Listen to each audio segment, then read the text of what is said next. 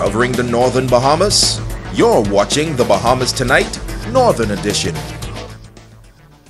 Welcome back. The 2018 Bahama Host graduation exercise was held at Calvary Temple Assemblies of God.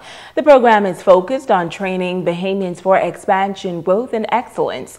Our Kimberly Mullings tells us that over 200 persons in 14 cohorts successfully completed the program this year on Grand Bahama Island. Students from Alpha Omega Christian Academy, Mary Serve the Sea Catholic Academy, 8 Mile Rock High School, Jack Hayward High School, and St. George's High School, as well as Fresh Start students and public service drivers, graduated from the Certified Service Professional program known as Bahama Host. Keynote speaker Senator the Honorable Kwesi Thompson congratulated the graduates of the program and admonished them to further their studies to benefit themselves and the Bahamas. He advised them on success. Successful people find opportunities in places where others complain.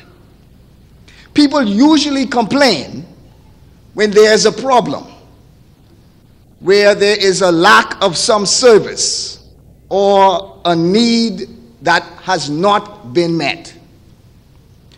So I encourage you tonight to find a problem to solve. If you find a problem to solve, you will always make money.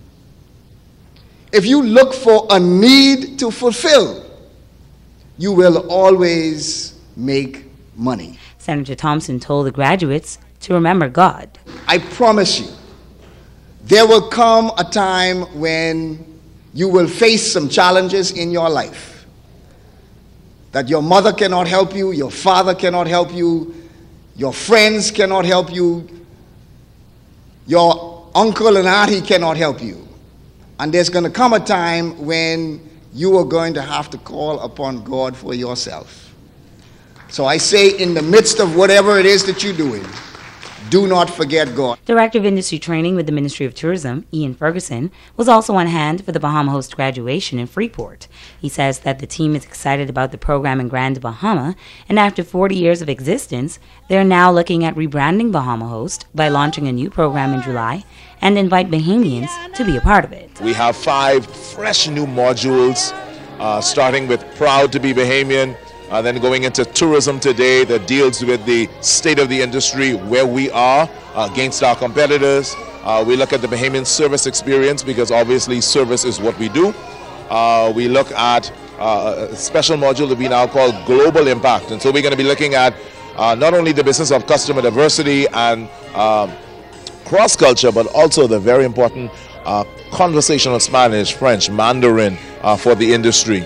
And of course, we wrap up with empowerment. Ferguson notes that they're also proud of their corporate and community programs. They have been in the inner cities for the last 16 months, identifying unemployed Bahamians and offering them Bahama Host training and other life skills. Grand Bahama is on the list. Everything from financial and health, wellness, conflict resolution. We go into Microsoft Office applications and certification in that. We have certifications in first aid. We partner with the Red Cross. And then, of course, we have quite a number of other survival skills kinds of programs as well. Kimberly Mullings, ZNS Network News. Residents of Grand Bahama will be coming together this weekend to celebrate a man who has given much to the community. The One Bahamas Committee, in collaboration with the Ministry of Education, the Ministry of Youth, Sports and Culture, the St. John's Native Baptist Church Marching Band, and the Legends Marching Band have joined forces to host a gospel concert to raise funds for well-known band leader Leslie McDonald's medical expenses. The event, which will be held at the Jack Hayward Gym this Saturday at 5 p.m., promises to be exciting. Organizers say international and local gospel groups will be as a part of this gospel concert as well. We all say, Brother Mark, most of us, I should say, but we're asking all uniform branches and uniform personnels, schools, etc., brigades, and all of my scout members to be present at 4 p.m. on Sunday.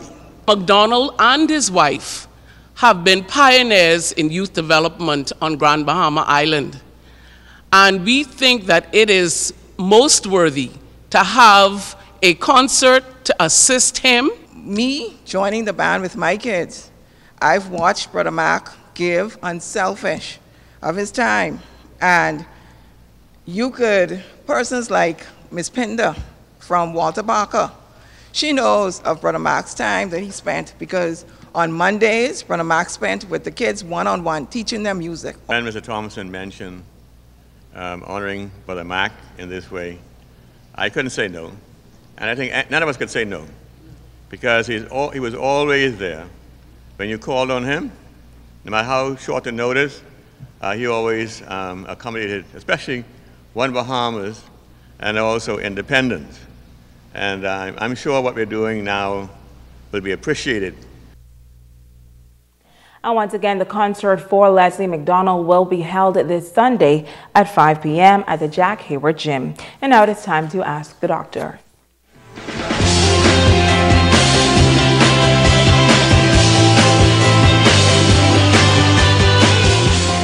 Hi and welcome. I'm Dr. Monique Pratt. Judy T. from Nassau asked, my friend told me that he has severe muscle pains for the past 2 days after lifting weights at the gym. Should he see a doctor? Thank you for your question. It seems that your friend might have overworked himself at the gym, and some muscle injury and strain might have occurred. It is possible that he may have a condition known as rhabdomyolysis. This is a serious syndrome due to direct or indirect muscle injury. It results from the death of muscle fibers and release of contents into the bloodstream, which can lead to complications. There are many causes for rhabdomyolysis, some of which include the use of alcohol or illegal drugs like cocaine, extreme muscle strain, especially in someone who is an untrained athlete, severe burns, crush injury, or bad fall, medications like statins, which are used to lower cholesterol, and seizures. So to answer your question, Judy, I recommend that he is seen by a doctor immediately, especially if he feels dehydrated, has red or brown urine, or has stopped producing urine. With prompt treatment, he can experience a full recovery. But if treatment is delayed, he may be at a risk of serious complications, including kidney failure.